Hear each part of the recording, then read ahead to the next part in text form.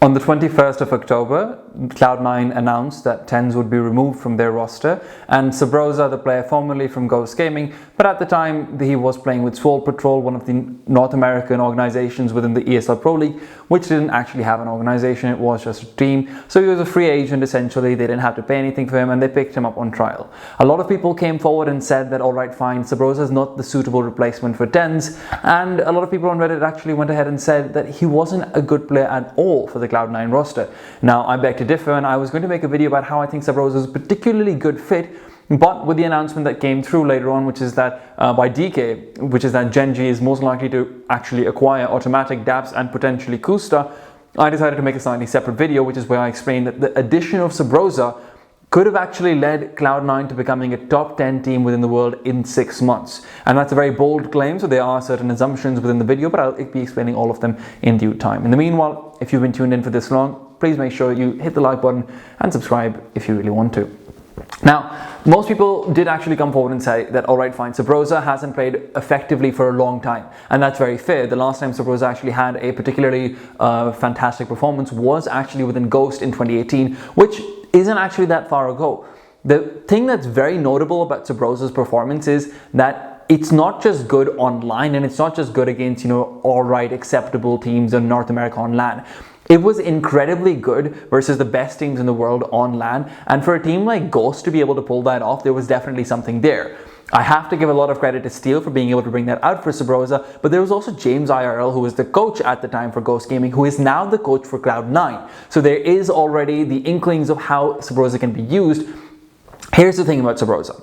I don't think he's a particularly good player overall. I think he's a very, very good player when placed within certain structures though. And that structure coincidentally happens to come within Cloud9 as well. The entire reason why Subroza hasn't been able to actually succeed has been because of not fulfilling certain conditions. Now, he's a very specialized player.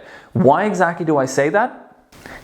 I say that because when you look at demos when he's performed the best, it's been against teams including NRG, Navi and NIP across 3 different LAN events, including certain ones that were in Europe, including, if I remember correctly, DreamHack Masters Stockholm was the one where Ghost almost ended up beating Navi in a best of 3.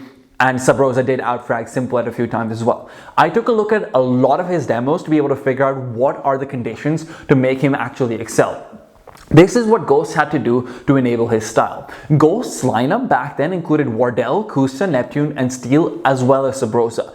This was basically a star opper in the form of Wardell, a decent rifler in the form of Kusta, and a very good in-game leader who could actually frag decently well as well. Subroza's role was as the permanent support player for Wardell. So if you actually look at the demos where Subroza is performing the best, you're going to see him being able to follow Wardell around the map, just making sure he's covering all of these angles that Wardell could be shot down by. What did this enable Wardell to do? Well, it enabled Wardell to go forward and just be a very aggressive opper if need be, or be a turret opper if need be. Subroza was also particularly good in clutch situations, which he was put in very often because of the role that he played. Why is it important that he's enabling an AWP and a star player over there? It's because on the other sides of the map, then you've got, Kusta, then you've got Neptune, then you've got all of these players who are riflers who can come into their own potentially. So when he's making sure the opper can survive and the opper can have the best possible chance of having a duel which would allow individual skill level to shine, that's where the Subroza comes into play for the best part. What does this prove? This proves that Subroza is a very good support player, but not just that, he has the ability to frag. We have had good support players in the North American region. Even Fugly on NRG was particularly good for a long time until he was eventually replaced by Tarek. But Subroza is one that can frag, and we've seen that time and time again, because he's also very good in clutch round situations. Also, another thing very important to be able to have in a team that you want to contest for top 10. This is where you have to look towards his utility usage then.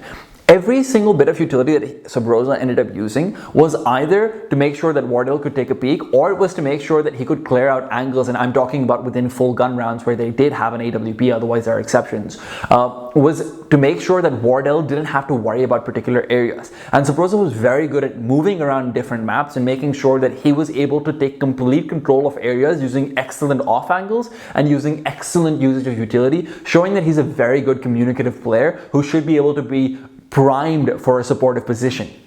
This is where you need to remember.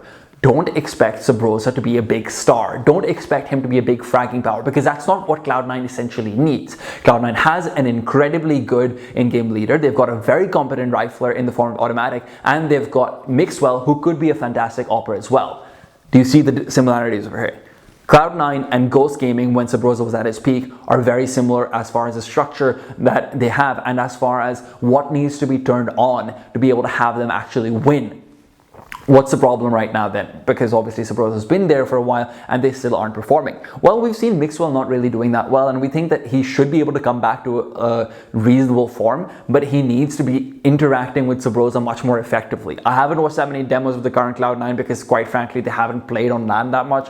They were supposed to go to DreamHack Atlanta and they didn't end up going. I know, and by the numbers they said that, it might be because they're afraid of losing that one out, and I understand where they're coming from. I just think that there's a lot more internal strife going on because of the Gen G and whatnot. Now, here's the thing. With their current roster, Kusta can potentially frag out. We know that. But Kusta hasn't been a consistent top 10 player in a really long, top 10 team level player rather, in a really, really long time. We saw glimmers of that, and we saw glimmers of that again on a team like Ghost. This is his chance to prove himself again. Personally, I'm not sure if he's going to be able to, and this is where my claim comes in about Cloud9 becoming a top 10 team within 6 months.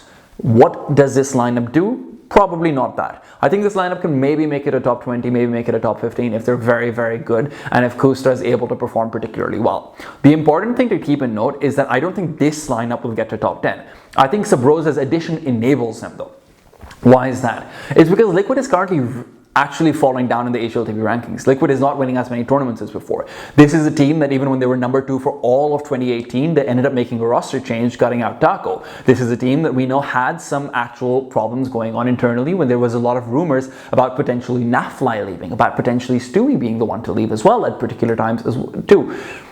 This is where Liquid can be expected to make a roster change. Here's where the assumptions come in. My assumptions include that Liquid would not be picking up Automatic from Cloud9. My assumptions include that Liquid would not be able to do so. Why is that? Well, quite frankly, I think Automatic has been on Cloud9 for long enough, even though he has had a chance to jump ship before as well, according to reports and according to his actual value on the market as a player, as a star player who's able to perform very well. So I do think that he would maybe be willing to stick it out with Cloud9 long enough for them to potentially acquire Nafly or Stewie 2K, who would reasonably be the only 2 players that Liquid might actually look to kick. Ergo, you can see a huge addition in firepower. So now you don't really have that weak link of Kusta, you don't really have the weak link of Subroza, who you need either your support player or you need a player who's never really shown himself to be very mentally resilient, to be able to perform in a way that they can be particular star level players. Now you've got an actual superstar coming in from Team Liquid to come through. So if you've got Nafly, if you've got Stewie, either one of those players, now you're talking about a very good lineup which can do incredibly well as far as the international scene goes, as far as their firepower goes, and you've got a very competent in-game leader who's taken a team of rookies to top 5 basically in depth in what he's been able to do with NRG.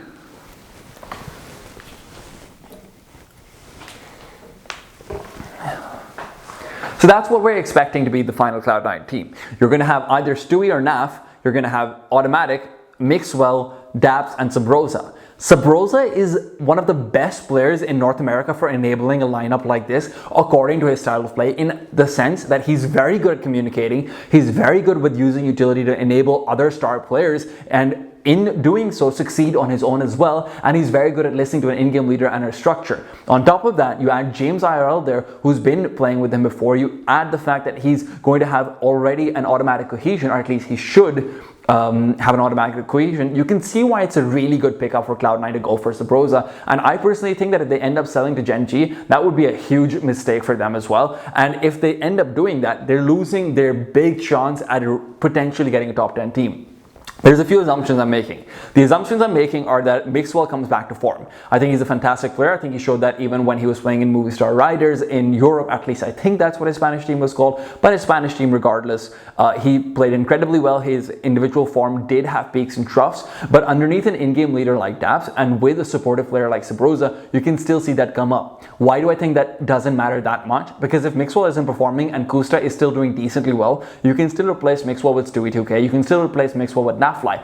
Both of these players have shown that they can AWP, and even if they don't want to op, we saw Automatic doing it last year. He was amazing at what he was doing, surprisingly enough, and he was good enough to compete with top 10 teams with his op. So if Automatic is willing to go back to that role, get Mixwell out of there, get Stewie or Nafly in place of those, and then you've got it going on. The other assumption that I'm making is that Automatic does maintain his form to some extent, at the very least, be a top 20 player by the end of next year. That's a very difficult ask as well, given the fact that he's had a very harrowing past year or so. So it would also be understandable why I'm incorrect at that end. The biggest thing is that at the end of the day, given the resources Cloud9 has and wants to invest into it, and given the player pool available, Subroza is still probably the best option they could have gone for if they want a supportive player who has international LAN experience, who has cohesion with their team already, who's an excellent communicator and can enable star players to shine, because that's what Cloud9 needs. If you've got yourself 3 good fragging players in the sense of Nafly, Mixwell, Automatic, a fantastic in-game leader, and a good supportive element in the form of Subroza, you can easily make it a top 10 in the world right there and then. That's a formula that's pretty much been tested already. That's pretty much already been going fairly well. Now, why is this okay even if it doesn't work? It's because Subroza was free. It's because that's a solution Cloud9 could have gone for, literally to trial him for a couple of months. And when you see the logic behind the decision and you add in the fact that, all right, fine, even if he's not going to work out, we can replace him out later on and potentially have him being replaced by Nafly, have him being replaced by Stewie 2K, have him being replaced by, if anyone leaves NRG, even though I think that's actually very unlikely. That's one of the reasons why I'm assuming Liquid players, if they left, wouldn't go to NRG and would actually go, not NRG, Evil Geniuses, and would go to Cloud9 instead, because that's the only other organization of comparable prestige.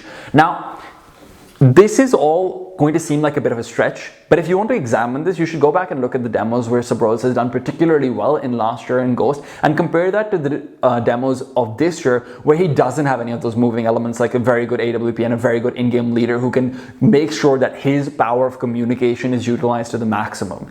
It's night and day.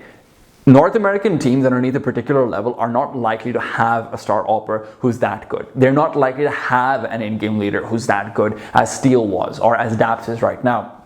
I don't think Subroza's fit to play within those teams, and I don't think Subroza could actually show his best within those teams compared to if he's in a team like Cloud9 with excellent resources, a good coach, good star players around him, where he can use his ability to support to the maximum. Subroza is the one addition that I think this Cloud9 roster needed to be able to gamble their way to a potential top 10 team in the world if 6 months down the line Liquid ends up having one of their players leaving after the major and going to Cloud9. I think that's a very viable option, and even if Liquid's players don't leave, you're going to be able to find some fantastic free agent, some fantastic star player who will be complemented by Subroza's skill set. Unfortunately, if DK is right, and he almost always is, they're probably going to end up selling to Gen G. So I'm sorry, Cloud9 fans, you might have just lost your chance at a top 10 team. If you've been watching this long, you can subscribe to the channel. If you're a tournament organizer, I'm a host, I'm an interviewer, I'm a commentator, I do different games as well. I'd really love it if you sent me an email if you're interested in hiring me. My email will be in the description box down below, along with my show reel, so you can look at examples of my other work. Thank you for tuning in. I'm TeaTime, I'm a caster, host, not an analyst, commentator, and I'm more than happy to bring you this video.